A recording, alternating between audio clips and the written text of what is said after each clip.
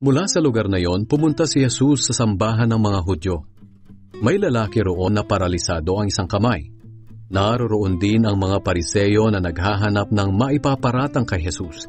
Kaya tinanong nila si Jesus, "Ipinapahintulot ba ng kautusan na magpagaling sa araw ng pamamahinga?" Sinabi ni Jesus sa kanila, "Kung mahulog ang tupa ninyo sa isang balon sa araw ng pamamahinga, pababayaan na lang ba ninyo? Siyempre iaahon ninyo, hindi ba? Ngunit mas mahalaga ang tao kaysa sa tupa. Kaya ipinapahintulot ng kautusan ang paggawa ng mabuti sa araw ng pamamahinga."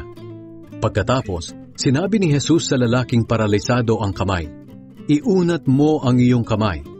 Iniunat nga ng lalaki ang kanyang kamay at gumaling ito.